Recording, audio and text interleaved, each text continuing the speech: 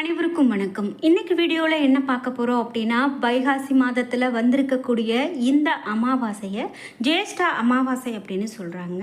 இந்த ஜேஷ்டா அமாவாசை அப்படின்னு பார்த்திங்கன்னா, முன்னோர்கள் இந்த பூமிக்கு வருவாங்க அப்படிங்கிறது மிக பெரும் நம்பிக்கை. இதனால் இந்த நாளில் பித்ருக்களுடைய பூஜை, தோஷங்கள் நீங்குவதற்காக சாந்தி இவையெல்லாம் செய்வது ரொம்பவே முக்கியமாக பார்க்கப்படுது. இந்த நாளில் குறிப்பிட்டு ராமேஸ்வரத்தில் ஏராளமான பக்தர்கள் வந்து குவிந்திருக்காங்க அப்படின்னு சொல்லக்கூடிய வகையில் இருக்குது. அதை பற்றி தான் நம்ம இந்த வீடியோவில் பார்க்க போகிறோம். இந்த வைகாசி அமாவாசையை ஒட்டி ராமேஸ்வரம் கோவிலில் அக்னி தீர்த்த கடலில் ஏராளமான பக்தர்கள் புனித நீராடி இருக்காங்க. அதை பற்றி நம்ம முழுமையாக பார்க்கலாம். இந்த வீடியோவை பார்த்துட்டு இருக்கக்கூடிய நீங்கள் ராமேஸ்வரம் கோவிலுக்கு போயிருக்கீங்களா? இதே போல் நீங்களும் இந்த அக்னி தீர்த்த கடலில் புனித நீராடி இருக்கீங்களா அப்படிங்கிற உங்களுடைய கருத்துக்களை கமெண்ட் பாக்ஸில் பதிவிடுங்க. மேலும் அமாவாசை நாளில் இந்த வைகாசி அமாவாசை ஏன் இவ்வளவு சிறப்பு, இன்னும் இருக்கக்கூடிய நேரத்தில் நம்ம என்ன மாதிரியான விஷயங்கள்லாம் நம்ம வீட்டில் செய்யலாம் அப்படிங்கிற எல்லா தகவல்களையும் இந்த வீடியோவில் பார்க்கலாம். வீடியோவை ஸ்கிப் பண்ணாமல் பாருங்கள். நீங்கள் இன்னும் உற்சாகம் டிவி சேனல் சப்ஸ்கிரைப் பண்ணாமல் இருந்தால் சப்ஸ்கிரைப் பண்ணிக்கோங்க. கூடவே இருக்க பெல் ஐக்கானை மறக்காமல் கிளிக் பண்ணிடுங்க. வாங்க வீடியோக்குள்ளே போகலாம். உங்கள் வாழ்க்கையில் நல்லது நடக்கணும் அப்படின்னு நீங்கள் ரொம்பவே போராடிட்டு இருக்கீங்களா? ஒரு வீடு கட்டணும் அப்படிங்கிறது எல்லாருக்கும் இருக்கக்கூடிய கனவு தாங்க. ஆனால் அதற்கான நேரம் நமக்கு வந்தால் மட்டும்தான் கட்ட முடியும் அப்படின்னு சொல்லுவாங்க. அந்த வகையில் நீங்கள் வீடு கட்டும்போது நிறைய தடங்கல்கள் ஏற்படுது, அல்லது ஏதாவது ஒரு விஷயம் எதிர்மறையாக நடக்குது, அதையெல்லாம் நான் மீறி நல்லது செய்யணும் அப்படின்னு நினைக்கிறீங்களா? இந்த வீடியோவுக்கு கீழே டிஸ்கிரிப்ஷனில் வராகி அம்மன் ஜோதிட நிலையத்தின் தொலைபேசி எண் கொடுத்துருக்கேன். அந்த எண்ணுக்கு தொடர்பு கொண்டு பேசி பாருங்க. கண்டிப்பாக உங்களுக்கு இருக்கக்கூடிய பிரச்சனைகள் அனைத்திற்கும் தீர்வு கிடைக்கும். நாம் இப்போ வைகாசி அமாவாசை பற்றி பார்த்துட்டு இருக்கோங்க. இந்த வைகாசி அமாவாசையை ஒட்டி ராமேஸ்வரம் ராமநாத சுவாமி கோவிலுக்கு தமிழகத்தின் பல்வேறு பகுதிகளில் இருந்தும் ஏராளமான வாகனத்தில் பக்தர்கள் வந்திருக்காங்க அப்படின்னு சொல்லலாம். பக்தர்கள் முதல்ல முன்னோர்கள் ஆன்மா சாந்தி அடைய வேண்டி புரோகிதர்கள் மூலமாக திதி தர்ப்பணம் பூஜைகள்லாம் செஞ்சுருக்காங்க. பிறகு கோவில் அக்னி தீர்த்த கடலில் சிவசிவ என கோஷமிட்டபடி புனித நீராடி இருக்காங்க. இந்த வீடியோவை பார்த்துட்டு இருக்கக்கூடிய நீங்களும் சிவசிவ என்ற மந்திரத்தை கீழே கமெண்ட் பாக்ஸில் பதிவிட்டுருங்க. கண்டிப்பாக அது நமக்கு மிக பெரும் நன்மையை கொடுக்கும். பிறகு இந்த கோவில் வளாகத்தில் இருக்கக்கூடிய 22 தீர்த்தங்களை பக்தர்கள் நீண்ட வரிசையில் காத்திருந்து புனித நீராடி இருக்காங்க.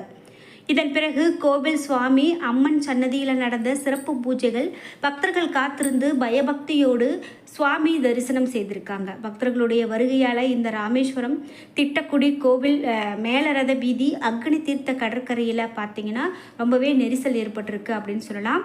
இது ரொம்ப சிறப்பாக பார்க்கப்படுதுங்க. இந்த அக்னி தீர்த்த கடலில் நாம் ஒரு முறை தீர்த்தம் நீராடி நம்ம வழிபாடு செய்தோம் அப்படின்னா போதும், கண்டிப்பாக நம்ம வாழ்க்கையில் இருக்கக்கூடிய கஷ்டங்கள் எல்லாம் நீங்கும் அப்படின்னு சொல்லுவாங்க.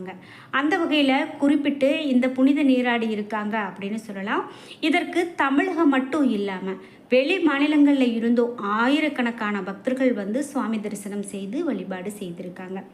இந்த வைகாசி அமாவாசை அன்னைக்கு இப்படி இந்த கடலில் ராமநாத சுவாமி கோவிலில் இருக்கக்கூடிய 22 தீர்த்தங்களிலும் நீராடினோம் அப்படின்னா போதும், நம்ம தெரிந்தோ தெரியாமலோ நமக்கு முன்பு இருந்த தோஷங்கள் கூட நீங்கி போகும் அப்படின்னு சொல்லுவாங்க. அந்த வகையில் இது ரொம்ப சிறப்பாக நடந்திருக்கு. இங்கே மட்டும் இல்லாமல் இந்த அமாவாசை அன்னைக்கு எங்கெல்லாம் தீர்த்தங்கள் இருக்கிறதோ, எங்கெல்லாம் நீர்நிலைகள் இருக்கோ, கடற்கரைகள் இருக்கோ, அங்கே எல்லாமே இது சிறப்பான ஒரு வழிபாடாக செய்யப்பட்டிருக்கு அப்படின்னு சொல்லலாம். குறிப்பிட்டு இந்த அமாவாசை ஏன் இவ்வளவு சிறப்பானது அப்படின்னு பார்த்தீங்கன்னா, இந்த ஜேஷ்டா அமாவாசை மே 26ஆம் தேதி திங்கட்கிழமை வந்திருக்கு. மே 26ஆம் தேதி திங்கட்கிழமை 11:31 மணிக்கு துவங்கி மே 27ஆம் தேதி காலை 9:09 மணி வரை இந்த அமாவாசை திதி தொடரும்.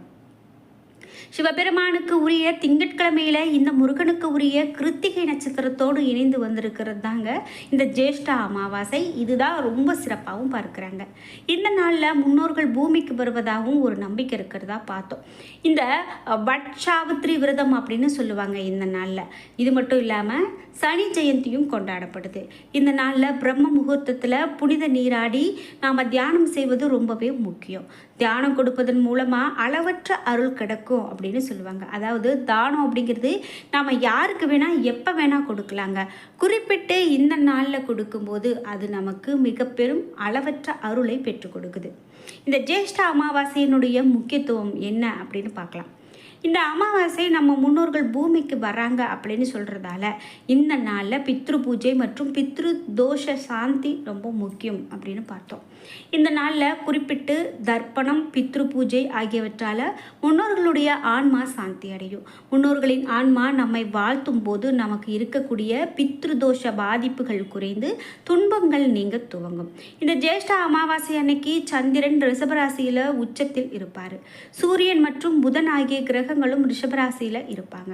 அதாவது கிரகங்களுடைய ராஜா, ராணி மற்றும் இளவரசர் மூன்றும் ஒரே ராசியில் இருப்பாங்க. இது திருமண வாழ்க்கைக்கு மிகவும் உகந்ததாகவும் இருக்கும். சூரியன் மற்றும் புதன் இணைவதால புதாதித்ய யோகம் இதனால் உண்டாகும். சந்திரன் தவிர சுக்கிரனும் மீனத்தில் உச்சத்தில் இருப்பார். குரு சந்திரனில் இருந்து 2ஆம் வீட்டில் இருக்கிறதால சுடபா யோகம் உண்டாகும்.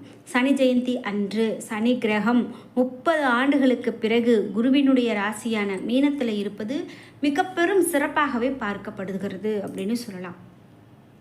இப்படி இந்த ஜேஷ்ட அமாவாசை அன்னைக்கு இது போன்று முக்கியத்துவங்கள் அதிகம் இருக்கிறதால நாம் வழிபாடு செய்யும்போது மிக மிக நன்மையை பெறுவோம் அப்படின்னு சொல்கிறாங்க.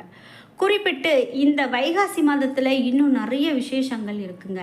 குறிப்பாக இந்த வைகாசி மாதத்தில் நம்ம மேலும் என்னெல்லாம் செய்யணும், என்னெல்லாம் செய்யக்கூடாது அப்படின்னு பார்த்திங்கன்னா, வெயிலினுடைய தாக்கம் ஓரளவுக்கு குறைய துவங்கும் அப்படின்னு சொல்கிறதால கத்திரி வெயில் முடியும் வர வெப்பம் அதிகமாக இருக்கும்.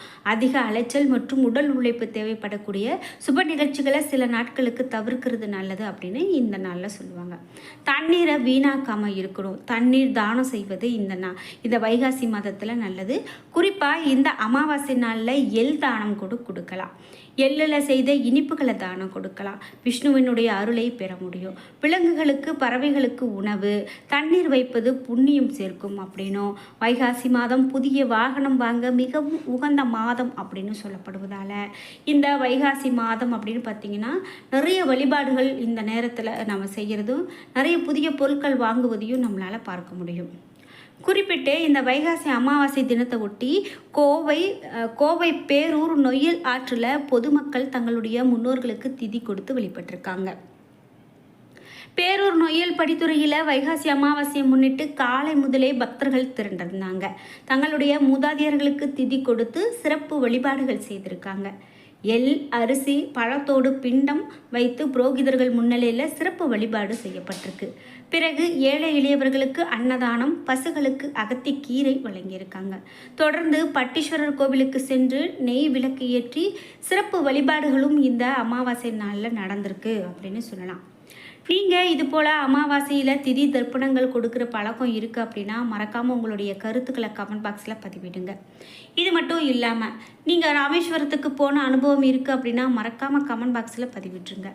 மேலும் இந்த ராமேஸ்வரத்துக்கு போகிறது மட்டும் இல்லாமல் திங்கட்கிழமை அமாவாசை ரொம்ப ரொம்ப சிறப்பாக பார்க்கப்படுதுங்க. திங்கட்கிழமையோடு சேர்ந்து வரும் இந்த அமாவாசை நாளில் அரச மரத்தை பிரம்ம முகூர்த்த நேரத்தில் 108 முறை வலம் வரலாம். அதாவது அமாவாசை நாளில் சூரிய உதயத்தின் முன்பு அரச மரத்தை நீங்கள் 108 முறை சுற்றி முடித்திருக்கணும். இந்த 108 முறையில் ஒரு முறை அல்லது 3 முறை அடி பிரதர்ஷனம் செய்து அரச மரத்தை வலம் வருவது மிகவும் சிறப்பு வாய்ந்த பலனை பெற்றுக் கொடுக்கும் அப்படின்னு சொல்கிறாங்க. மேலும் இந்த சூரிய உதயத்திற்கு முன்பு ஒரு அரச மரத்தை 108 முறை நீங்கள் சுற்றி விட்டால் போதும்.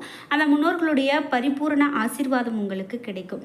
நீங்கள் அறிந்தோ அறியாமலோ முன்னோர்களுக்கு பாவம் செய்திருந்தால், அவர்களுக்கு திதி தர்ப்பணம் காரியங்களை சரியாக செய்யாமல் விட்டிருந்தாலோ அதற்காக மன்னிப்பு இந்த நாளில் உங்களுக்கு கிடைத்திடும். இந்த வழிபாடு உங்களுடைய குடும்பத்திற்கு மட்டும் புண்ணியத்தை சேர்க்காது, உங்களுடைய வம்சாவளிக்கே இந்த புண்ணியத்தை சேர்த்து கொடுக்கும் என்பதை மறக்கக்கூடாது.